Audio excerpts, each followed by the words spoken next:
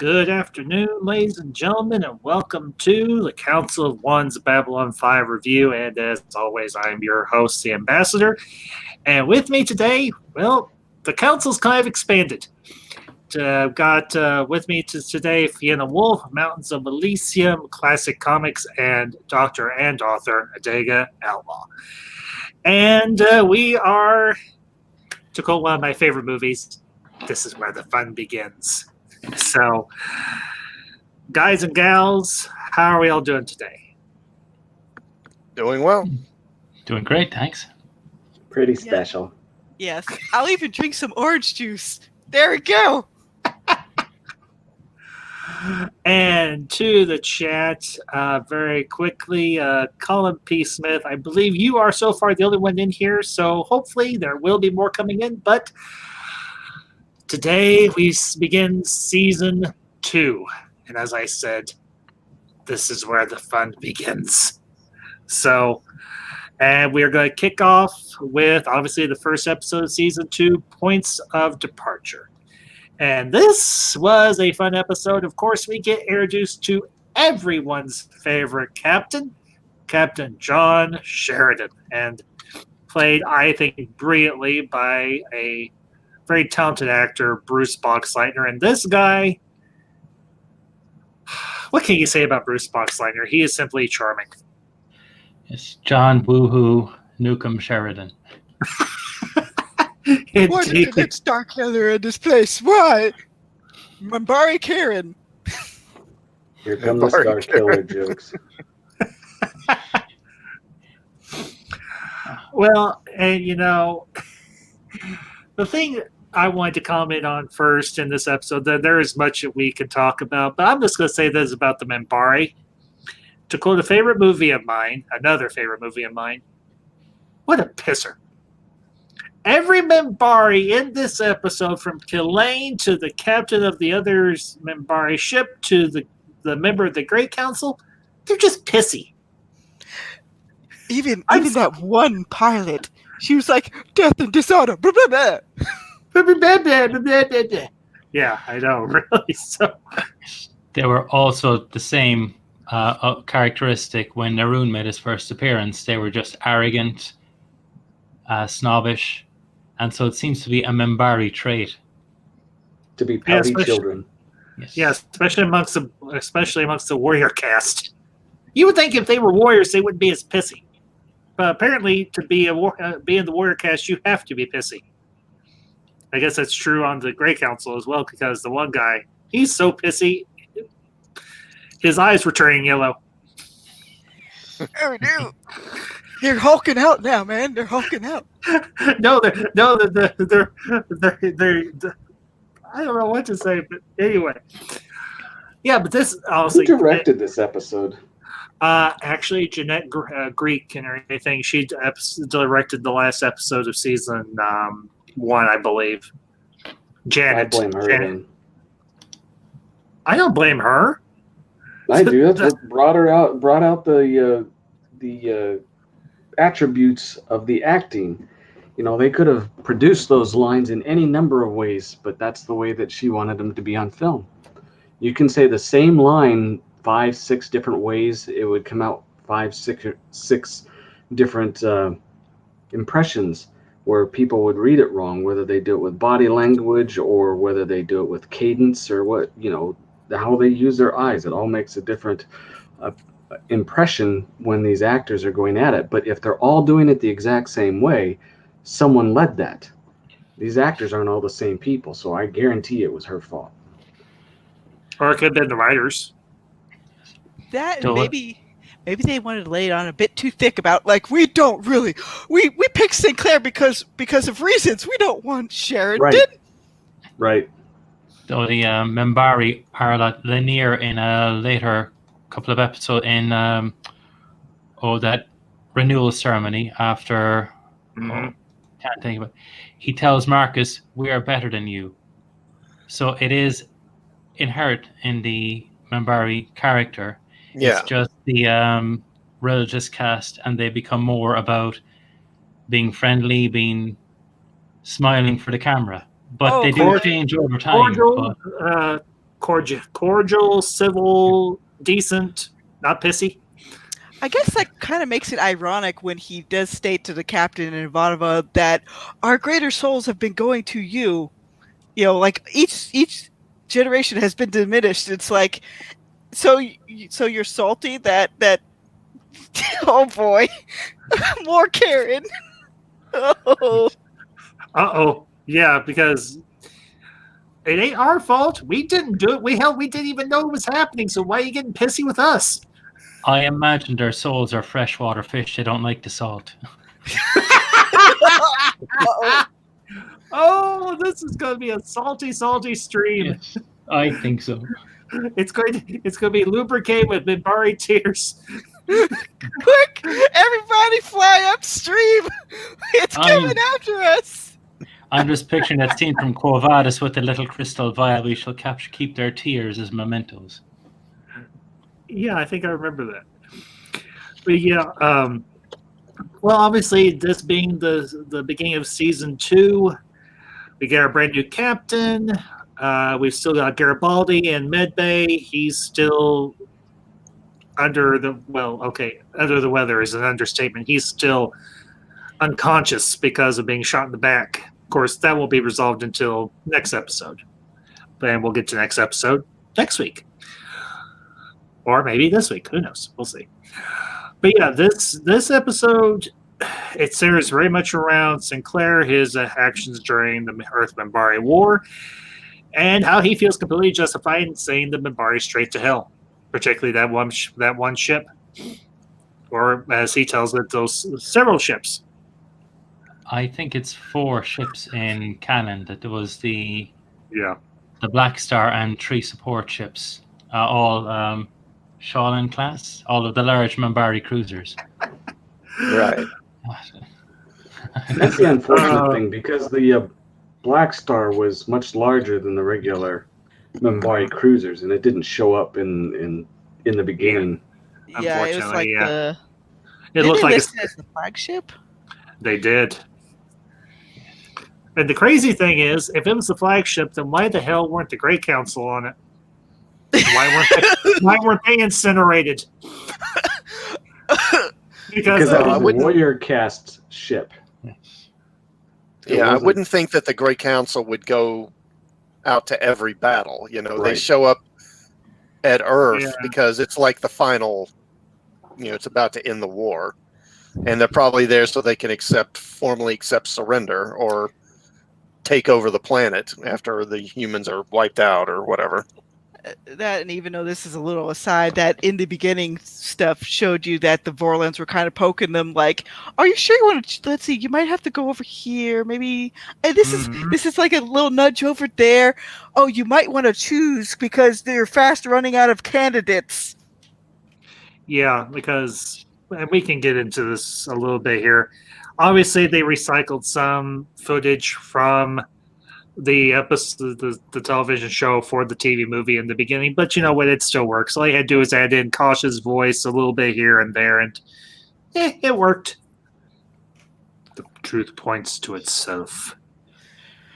Actually, a small aside was that Ivanova's brother was killed in the battle with the Black Star. He was the pilot who was destroyed following the ship in.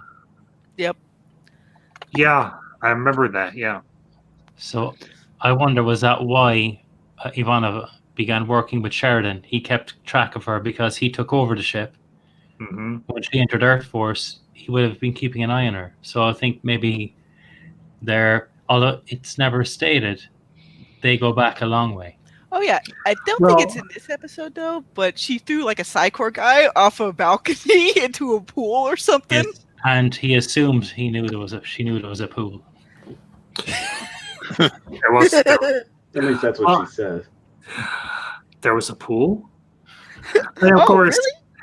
And of course, in this episode, at the beginning, you get the voiceover by Ivanova, and everybody and their mother's griping and moaning at her, and she finally just lets rip as the elevator doors are opening. She's like, "As far as the seat arrangement goes, I will move the seats out of the room, down the hall, and into the fusion reactor."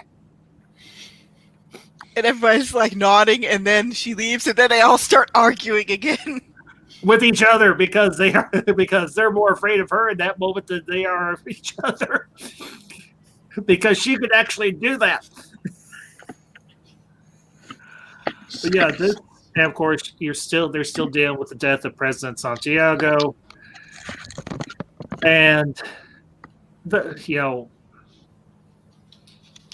course, Dear Darling Trigati, and it's wacky Captain Killane. And of course, you got Delenn, who's still in a cocoon, turning into God only knows what. And I'm just going to say this. For all the time she was in that cocoon, for her to come out with different hair, I'm thinking, couldn't you have just gone to a stylist? Wouldn't that have been less painful? Because then we see what she looks like when she comes out of the cocoon. So, well, she comes out originally and she's all kind of scaly. Yeah. And whatnot. I'm just thinking, all that for hair? Are you serious? I mean, I've heard of women going to extreme lengths to get good hair, but that's taking the cake. Oh boy. That's why I keep my hair almost military, like a bob cut short. I mean, it's not super long, but it's not like ridiculously short either. It's manageable. There we go. And Colin P. Smith brings up a point within the beginning they weren't able to expand. They able or willing to get Michael York or Michael O'Hare to expand on their scenes from the series. Yeah. Well, Michael O'Hare probably wasn't available. Yeah, unfortunately, which was sad. But that's another topic for another time. Although, if you do want to find out what Sinclair was doing probably during this episode, the Babylon 5, the Price of Peace comic will basically lay it out for you. Mm-hmm. Yeah, because they Haig and everything, the Joint Chiefs of Staff lays it out pretty well for Ivanova and for Sheridan. Sinclair's not coming back. He's going to the Minbari homeworld to be their ambassador, and they're like, "Say what?" They specifically requested him. But why? That's on a need-to-know basis, and you don't need to know. Although eventually they do get an inkling later, but that's more later in the season. Well, no, it's actually where's it season 3? Yeah, season 3. So, but guys, I feel like I've monopolized the conversation. Don't mean to. What's part of this episode you really want to jump into? Well, what I wanted to talk about was, I think, considering this is the opening of the second season, and all the changes that took place between the first and the second season, I mean, it's a really good episode. They do it. Well, Straczynski really did a tremendous job of kind of massaging the narrative so that the show wasn't derailed when the show's lead left. They did a great job of bringing Sheridan in and allowing him to step into Sinclair's shoes and keep things going without a whole lot of explanation or a lot of clunky sort of hand waving to make it all make sense. There was a really good thing about that too, because I kind of wanted to mention that the way they did Sheridan, because we know that the new president was basically committing treason, was a traitor, and he was putting his pawns in all the different places where he thought he was going to need control, and he misunderstood Sheridan. He was under the impression that Sheridan would play ball, not realizing that he just put in the wrong person. Granted, it was an appointee from the previous president, but he went along with it thinking that, well, here, he'll blow up the Minbari, he'll be a good soldier. But it was well, I think in part of his story was well written to where it weaved in for the whole future of this character. Yeah, that's an example of what I'm talking about. And his first appearance standing up to the Minbari, where Sinclair would have being more diplomatic, I think just confirmed to Clark he had picked his right boy for the position. So it really worked well this episode for that. Well, and this episode is very much centered around Sheridan because obviously he's taking over for Sinclair, and Sinclair was he was a bit of the diplomat, he was a bit of the religious, he was a little bit of a warrior and everything, and all those three parts of him worked very well together. But when we get Sheridan, he does have that diplomatic aspect to his personality, but he is first and foremost a soldier. And honestly, going forward through the next the next 3 seasons, or anything, that's honestly what you're going to need in a lot of ways, is because you need a militaristic mind to fight the war against the Shadows and ultimately fight the war against Clark. Plus, I do have one aside. Ivanova even states that he can take an inferior force and make it into something that can take out something much worse, like he did with the Black Star. Yeah. Well, and go ahead, Mountains, please. No, I was actually thinking about that with Sheridan, because I was trying to think. Sheridan has beaten in battle the Minbari, the Shadows, the Vorlons, the Centauri. The Narn are pretty much the only major race he doesn't go head-to-head with in a shooting match. But he does beat them, was it Talon, in hand-to-hand when they were captured in, end of Season 2? By this tribe. I think it's around the middle of the season. Yeah. Yeah, but it's sometime around where Talon makes his first appearance. Yes, he's best Nard next to Jakar. Best Nard. Natoth is pretty good. I like her. She seems she seems like a good egg. And that's a good example of them reusing actors, because the guy that played Natoth, that's the guy that in the first season, I forget the name of the episode, but the one where the guy gets taken over by the alien weapon and he goes on a rampage. Oh, Relics. Relics, right. Yeah, that's the same guy. Yep.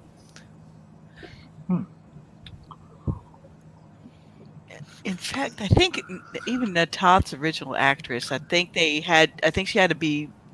She was doing another project, so they only brought her. They brought her back later, for the later Jakar and Londo storyline. But the different actors had to take over for her, but she didn't have quite the same punch. The original Natoth had a beautiful air of arrogance about her that I think the last episode was just wonderful when she had to go where Jakar had to treat prostitutes in his room. Which he's available now. She played that part so well. I don't want to examine how anything gets in your bed, Ambassador. Indeed. But no, the opening of season 2 does set up Sheridan's future problems with the Minbari throughout the season. Mm-hmm. How things are going to start deteriorating with Earth. Delenn's contentious relationship with her own people, because she's going from being the ultimate authority to being the ultimate outsider with her own race. Lovely. And her metamorphosis. Yes. Yeah. Well, and as I was rewatching this episode, I actually rewatched it twice. I had to ask myself, if I was in Sheridan's place, would I have reacted similarly? And I have to say, honestly, yes.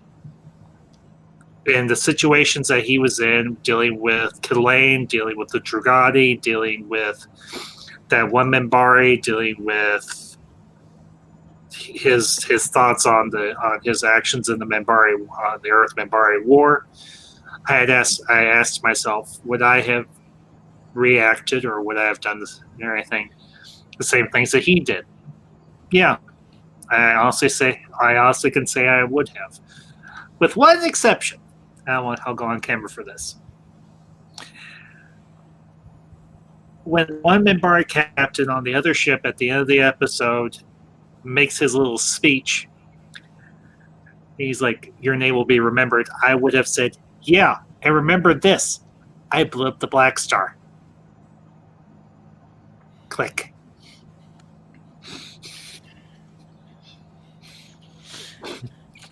Well, maybe in a way that I guess that all ties into some of that stuff later about like the past one, the present one, and the future one.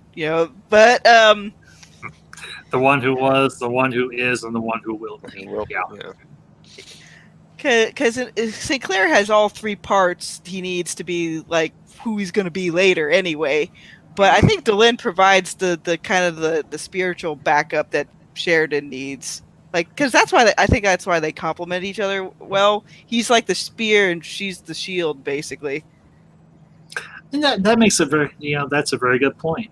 Because the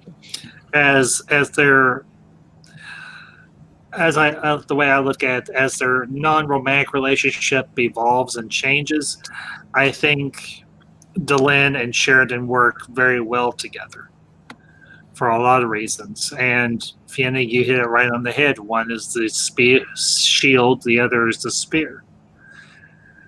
And everything. It's almost a Spartan mentality.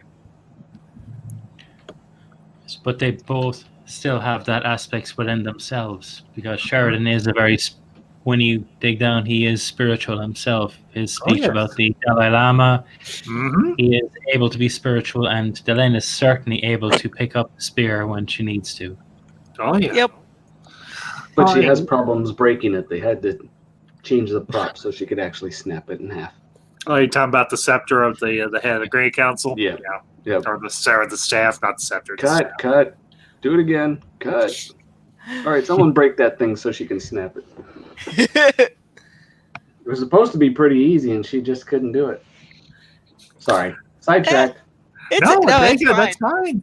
That's because the show kind of shows that the Minbari, even the females, are physically a bit more oomph to them, because there's that one part where Delenn's robed up and being like kind of sneaky. I think it's in season 5, but she snaps the one guy's finger that's trying to force himself on her or something. So yeah, I think that sounds about right. And Colin P. Smith brings up another one, brings up something kind of goofy. Ivanova is the one who will be. Yeah, but oh man. No, she simply knows Ivanova the Strong. And that's awesome, because Ivanova is awesome, and she's Russian. And we all love strong Russian women. I mean, yeah, I guess with this show, every time they have a new episode, well, it's not new anymore, but still every episode established how character relationships evolved, and you can see how very clear the archetypes are. Mm-hmm. So when other stuff plays out later, it's like, oh, that fits. Yes, there were lots of strong air quote female characters in the 1990s. Even before that, I was reading them in Lord of the Rings when I was a kid. My dad was reading them even before. Oh my God, the pulps actually had women that picked up Tommy guns and shot things. Oh goodness, yes. Well, I really wish the people in the, I'll go on camera and I'll say this. I wish the people in the entertainment industry would, maybe do a little homework. Go back and watch something a little more current than the year 2000. Or you watch something a little bit older, something a little bit older than the year 2000. Because guess what? There's like 70 years worth of cinema and television that they can watch and be like, oh wow, we're so stupid. We didn't realize that there were strong female characters in media before the year 2000. Yes. And like in this show, Naomi Connolly, who else? Lita Alexander. Mm-hmm. Excuse me. I mean, I am genuine. See, because since books and some of the other stuff like it is so close to what I like, I just want fun, genuinely entertainment again. Women, like even even look at the old Superman, the 1930s cartoons, the Fleischer, or is it Fletcher? Fleischer? Fleischer. Yes. They had Lois pick up a fucking Tommy gun and be like, I'm going to shoot the bad guys, yo! It's like, if they were doing shit like that back then, it's like, then what about the bodegas and all that other stuff in the historical world where there's lots of myths and junk around them? Tolkien got a lot of his basis on Christianity, old mythology, everything. Like, they keep looking at all these old time writers and like, oh, they're stupid. They don't have modern sensibilities. It's like, but even they were pulling their stuff from ancient world. See, the thing is, we listen to those opinions, and I guarantee you, they have never read or studied any of it. They're just throwing names out because they heard the name before, and it shows in their idiocracy. And I think that's the reason why Babylon 5 is still sticking around, because it does play up the old archetypes and a lot of the heroic values that my kingdom, to find anything freaking heroic that was made after 2010 that's from mainstream media that's been converged. They don't even know what real heroism is. Those things do exist. It's like, So yeah, that's the reason why an archetype like Sheridan, season 2 has him pretty innocent right now because he hasn't seen all the cluster duck that's coming down the pipeline with other seasons yet. But he's a very genuine warrior archetype that no matter how much they try to do it, it's like that is a pretty very masculine archetype that people will attach themselves to. Mm-hmm. Well, the other thing about Sheridan is, and you see this side of him during his attempt at his good luck speech, he's very humble. He is very down to earth. And that's something that everyone can relate to, and that's something that everybody can respect. For the simple fact that when he tells the story about his journey with the Dalai Lama, I think it was you that brought that up, Fiona, or it might have been one of the other gentlemen. The Dalai Lama asks, "Do you understand it?" He's like, "No, I don't." He's like, "A good beginning." And he's like, "I will be relying on all of you for the next several weeks." And he says this to Ivanova as well. He's like, "I'm going to be leaning on you hard for the next few weeks until I get my feet under me." And that makes him relatable. It makes him likable. It makes him humble. It shows a level of humility. And the fact that commanding a Omega, what is it? What are those Omega class warship? Okay, yeah, an Omega class warship and commanding a 5 mile long station are two completely different animals. So, and you make a good point. He's humble enough to realize he doesn't know. He doesn't do a Jellicoe when he walks straight in and say, "Right, we're doing it this way." He's saying, "How does it work, Ivanova? We'll work with you." Then he can make his own stamp later, but he wants to make it work, and it's a really good trait in the man. Although I will say, that's why they should be grateful that I wasn't there, because I get all the troublemakers and put them in the room with a bunch of Pakmara on the farthest outreaches of the station, then have them accelerate it and decelerate the spin of that thing enough times to where those Pakmara puke on everybody. Solve the problem. You can leave once you make an agreement. And and Colin P. Smith brings up the point I was just saying. A starship commander and a military governor, completely different animals. Very true. Because unfortunately, unlike Deep Space Nine, Babylon 5 doesn't cheat to be moved. Just saying. Oh boy. Yes, I am throwing shade at DS9. Why? Because it's my channel, this is my stream, and I can.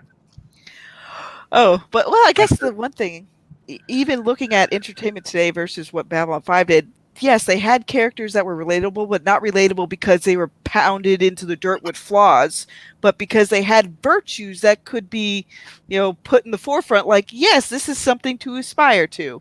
Mm-hmm. Yet, even though the characters in Babylon 5 did have their flaws, which made their virtues all the more noteworthy. Yep. Very true. And that's what a lot of modern entertainment forgets. They're so concerned, like, you better make that person so flawed that all their autism is on screen 24/7. But virtues? What's that?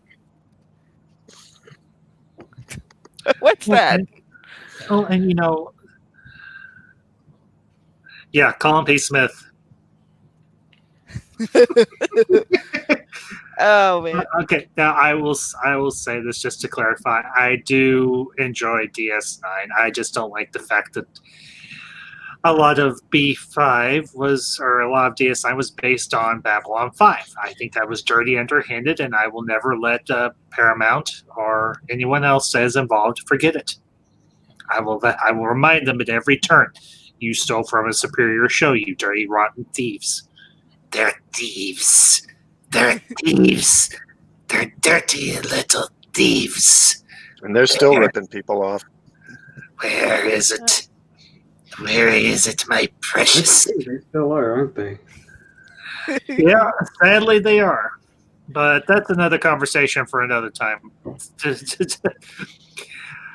Honestly, when they do that, I don't mind as long as it's entertaining. And maybe if they acknowledge, look, we got ideas from this script, it was wonderful. Mm-hmm. But yeah, they never did.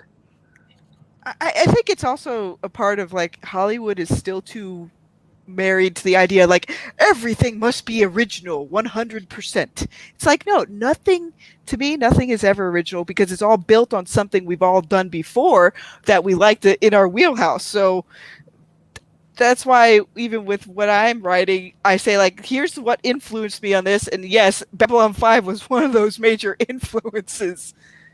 It's like, I rather tell people where I get my ideas from rather than, like, oh yes, I'll pretend this is completely original and on the up and up. Hush you. Mine's original. Yes.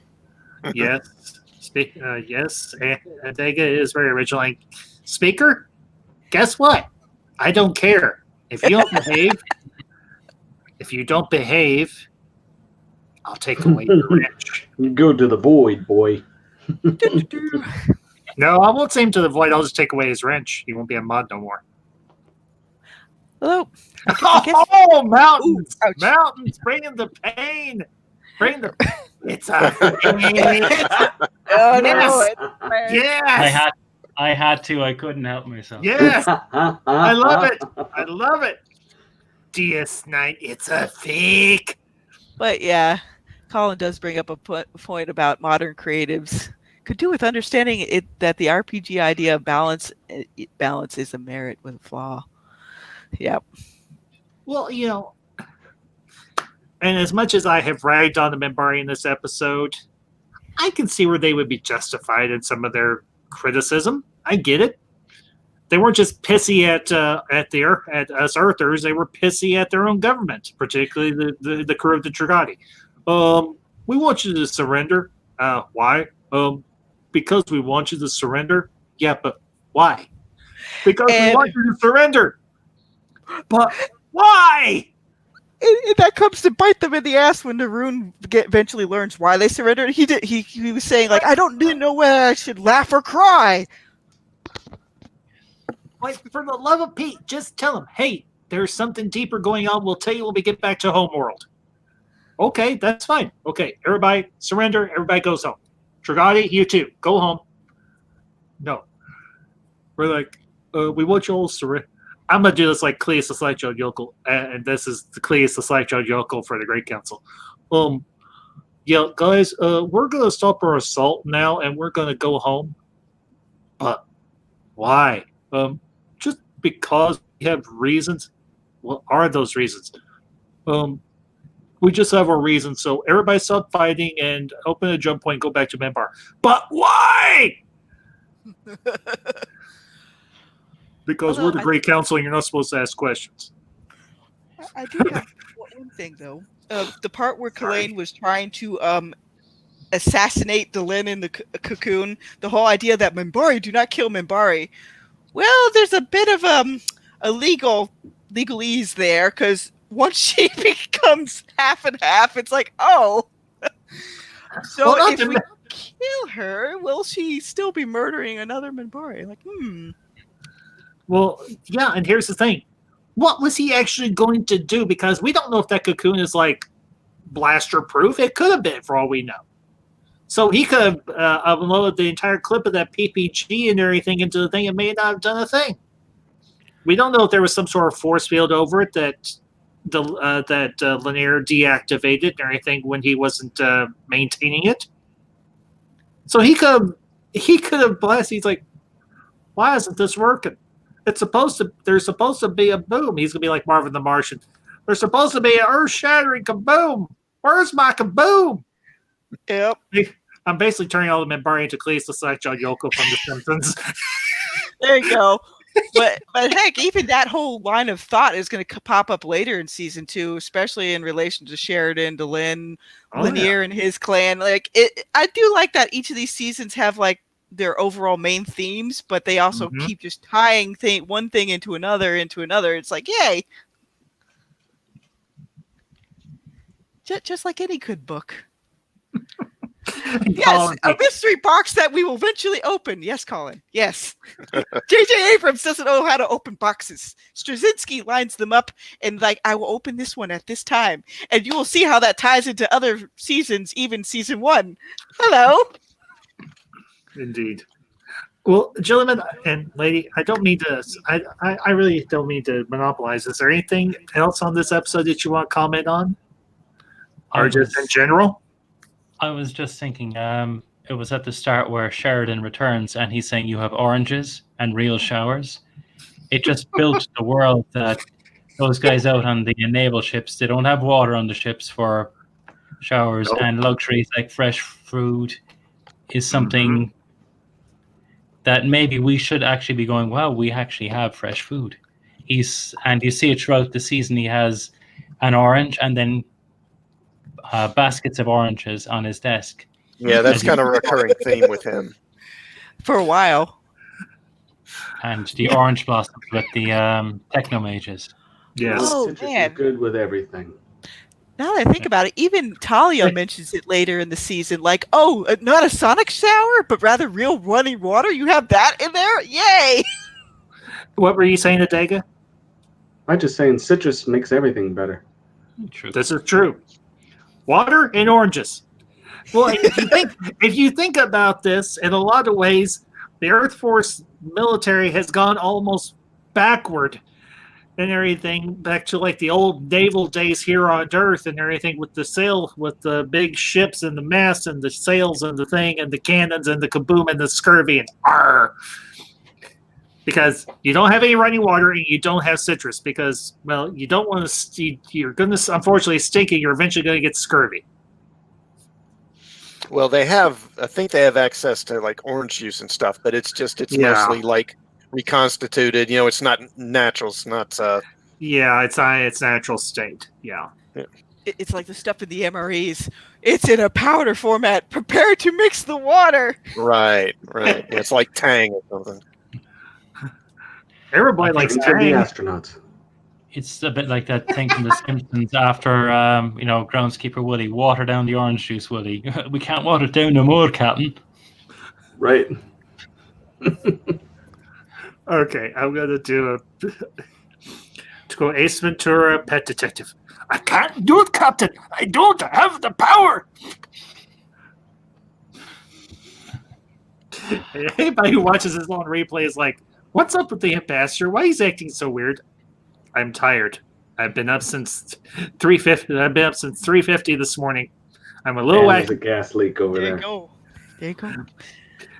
Oh, man. But now that I think about it, even when Kalaine broke into her quarters, Lanier was just as kind of standoffish with Sheridan in a way. You wouldn't have kind of expected from a more quiet kind of religious guy like Lanier, but he's like, yeah, I don't want you here. But that also foreshadows like, oh my God, she's falling for someone else.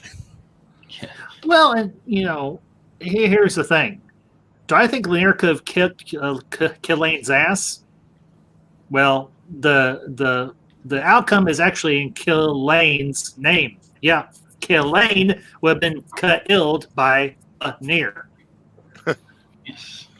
I think Lanier would have broken every bone in his body and then been like, can I set you up an appointment for later in the week? When you can walk again. It was pretty badass when Lanier just said, if you're going to kill me, kill me. Otherwise, I have a lot to do. I know. Just like Lanier, so deadpan yet so awesome. Yep. Oh, man. But he is crazy underneath all that calm. He did like that motorbike. Oh yeah, last season with Garibaldi, when he rebuilds that Kawasaki, I think it was. Yep. Oh yes, Mr. Garibaldi, did you know that this was a form of masculine sexual prowess among your people? A symbol of masculinity and sexual prowess amongst your people. And Garibaldi's like, yeah. Oh man. But yeah, it just shows that this whole series just builds up on one episode, on another, and it just ties in ways that you don't even suspect. Yeah, next episode gets real fun because we find out Garibaldi. We know who shot Garibaldi, but Garibaldi finds out who shot him, and that's all sorts of fun. Oh boy! I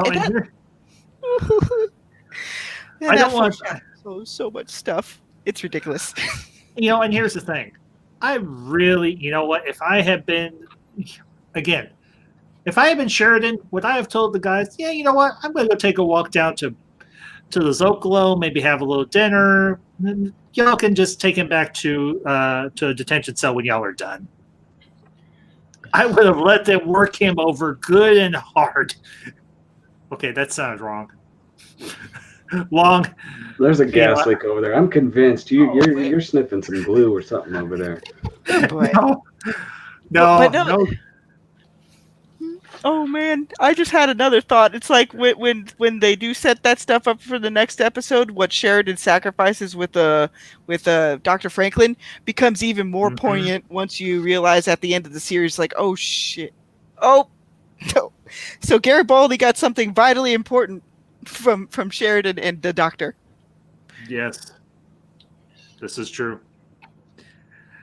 But yeah, Oh, sorry. Go ahead, man. No, go ahead, Mountains, please. No, we've been avoiding the really big thing about this episode, and that's Warren Kiefer. Oh yeah, at the start, because the network wanted. But he had 2 scenes, maybe 3 at the most. How are we avoiding him? He's not really that important. Or throughout the season, and I think that is the issue. He was shoehorned in. Yes. And supposed to be big. Well, yeah, because what was it? I think the commentary at one point was that the end of season 2, his actor thought he was coming back for season 3, but Straczynski wanted to write the character out because he was there to try to attract a extra bit of fan base for it was like studio meddling for that part. Kind of like what TNT did later. Oh God, rest in peace, Crusade. Yeah. Although we did get a lot of good TV movies out of TNT, we did get a 5th season, and we got at least 1 season of Crusade, so it's not a complete loss. Yeah, it just shows that how sometimes it's like, guys, just let it run. They know what they're doing. It's okay, corporations. Just let the actual person that created the series just do what they're going to do because they seem to be on a roll. Mountains, why did you put that in the live chat? That's hilarious, dude. You don't. That's a good comment for the comment section, dude. Put that in there. Okay. For those of you who might be wondering, Mountains said, I'm just being sarcastic. Kiefer was never a big character. No, all he did was discover that the shadows were in hyperspace. And then he died. Yes. Now, he could have, like Battlestar Galactica did a character like him, Apollo. Mm-hmm. He could have been some character that, when they split from Earth, became an agitator within the station, looking at politics. But yeah, he was underused and didn't really fit in. Well, and honestly, yeah, you're not entirely wrong. Yeah. Now, he was used at the very end of this episode to when he was sitting down with Ivanova and Franklin, what do you think of the new captain? And that's almost, I believe, like that's like the audience asking, what do you think of him? He'll work out. That the Straczynski was aware that this is a big change, and Franklin and Ivanova saying, no, he'll work out. And I know in the next episode he does say it to Garibaldi. Garibaldi says, I don't know you. He says, you don't know me either, but we're going to get along just fine. And for a while they do. Yes. Yeah, for a while. And then the bastard Bester. He had a good part in Gropo, though. I thought it went well with that one. What was that again, Dega? I said he had a good part in Gropo, though. I thought that one went well. That's true. Oh, Ground Pounder. Yeah. But he had those roommates. The Marines. Yeah. Yeah, I remember. Yeah, that wasn't too bad. Now I'm trying to remember, was Ground Pounder in this episode or in this season? I think it is. It is. Yes. Yeah, that's the one with Franklin's dad and everything. Yeah, played masterfully by Paul Winfield. You gotta love yourself some Paul Winfield. Yes. Lieutenant Trexler, Captain Tyrell, God only knows what else.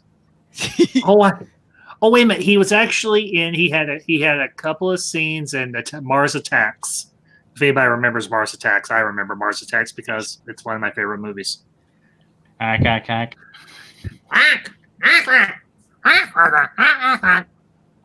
May come in peace. Do not run away. We are your friends. And they're all shooting everybody, killing everything, and turning everybody into a greener, red skeleton. Okay, well, I think we've pretty much covered this episode, and maybe just a little bit be outside the borders of this episode. So I think we're going to go ahead and. Well, again, because that's how it happens when you have a TV series that's built like a book. Right. Overview's pretty quick. Got a new captain and a bunch of whiny Minbari. Episode over. Oh man, I still prefer mine. Bunch of pissy Minbari. Kevin. But man, they the way they have everything set up though just pushes Delenn and Sheridan closer quicker, I think. Mm-hmm. Because again, like I was saying in the chat at one point, like Sheridan's the outsider coming into the station, and Delenn was like the ultimate insider that's going to be shoved to the outside on the station. Mm-hmm. Pretty much. All because she wanted hair, long, luxurious, beautiful hair, and cramps. Oh god, that episode where Ivanova has to fix her hair, and then she's at the end. What are these odd cramps? And Ivanova's like, "Oh shit." But yeah, we'll get to that eventually. I'm kind of glad they explained that one off screen. Yes.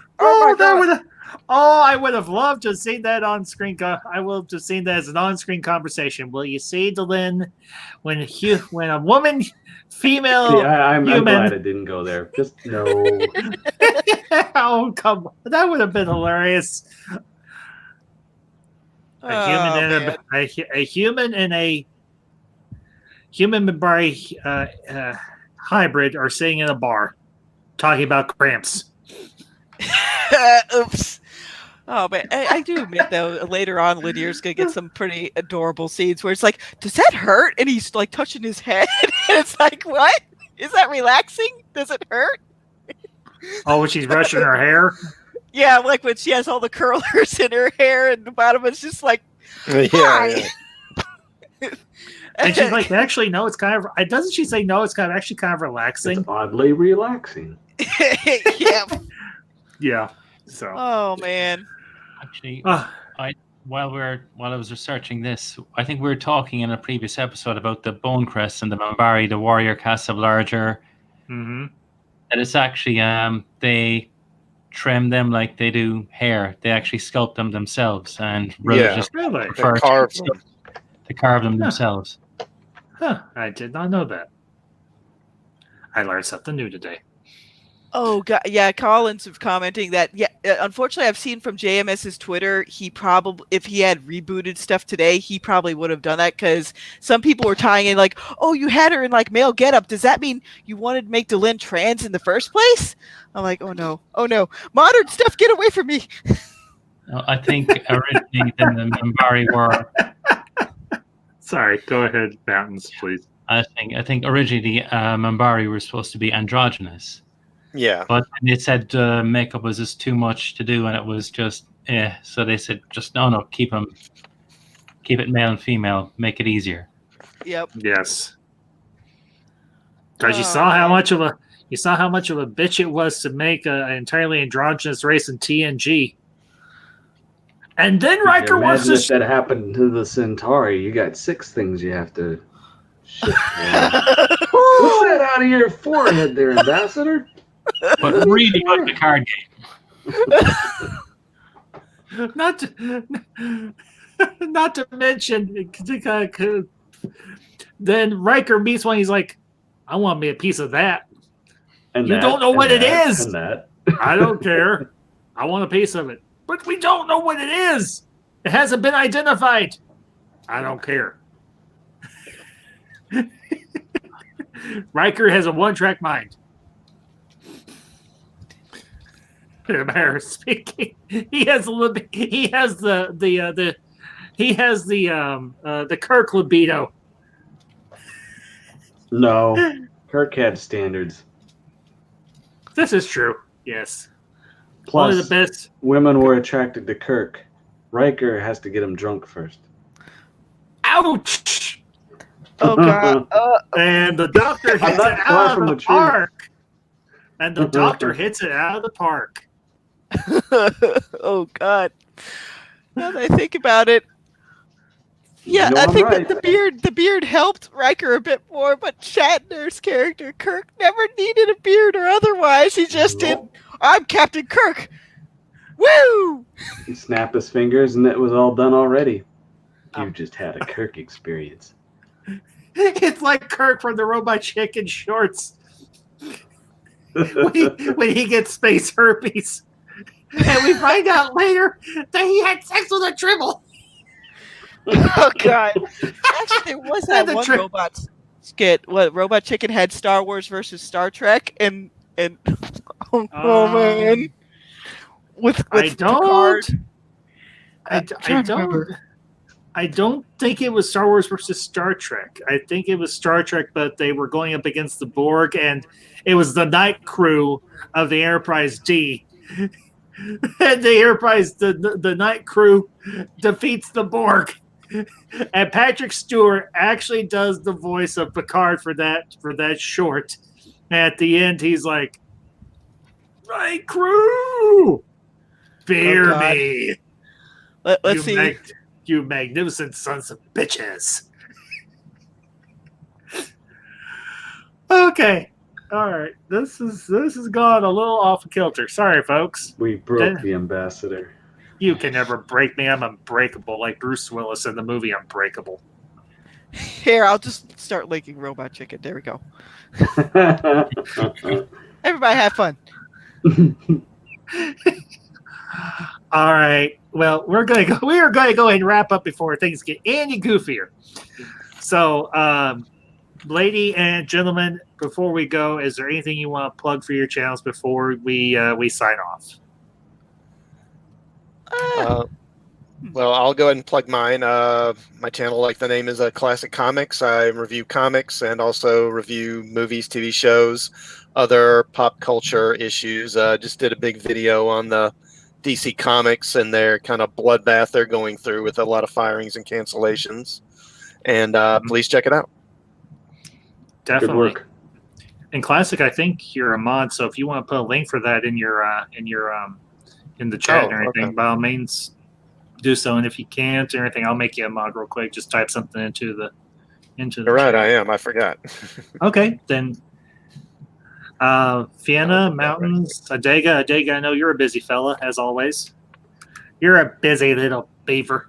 Yeah, things are a lot more busy now. That's why the videos don't come out so quick. So I'm having to write on 3 different fronts now. more news on that later. But my channel, I'm going to shift just a little bit. I'm still going to keep putting out the Oganza, but I'm also going to go back and some of the other things I'm going to reproduce and show how it was and how it is after edit, so people can see, well, this is why things get changed under edit. And hopefully I'll be more educational instead of just entertaining. Excellent. Glad to hear that. I'll definitely have to check it out. I need to get caught up on the Oganza witches. I almost said winches. That would have Wrenches. Drive the women before you. Bring me a salty Oganza winch. That sounds like something you would say in a pirate movie. 2 of them are ditzy teenagers. 1 of them is an old lady, and the other one will tear your heart out with her bare hands. So be careful which one of the Oganza winches you want to mess with. I don't think I want to mess with any of them at that rate. Mountains, what about you? Anything you got coming up for your channel? Nothing. I'm working on a video at the moment that I'll be putting out hopefully next week. Excellent. But I'll link it kind of next week. I'll mention it because I'll probably be lazy and not have it done. So there's no point in mentioning it at the moment. Hey, do not feel bad. I've got 2 videos I've been wanting to do, and I've got to figure out the time to do it because I'm working full time on a different schedule, and it has been like I want to do these 2 videos, but I can't decide if I want to do them as pre-record or if I want to do them as live stream. I'm thinking at least one I want to just do as a recorded, and I've got to figure out when the hell I have the time to do it. Oh yeah. Fiona, what about you? You got anything coming up for yours? I'm mostly active on Gilded. I do have a Discord, but I'm just going to slowly build that up later. Good. With my YouTube thing, I'm going to just do quick hits on books and series I like, because most of BookTube is on misery fiction, YA fiction, that's misery fiction, dystopias. It's like I want to offer at least something that has a little bit more uplift and optimism to it. So I'll just link my thing in the chat. I mean, either Gilded, or... You are so right about BookTube. I mean, that is pretty much everything I've been seeing about it. It's all gone that way.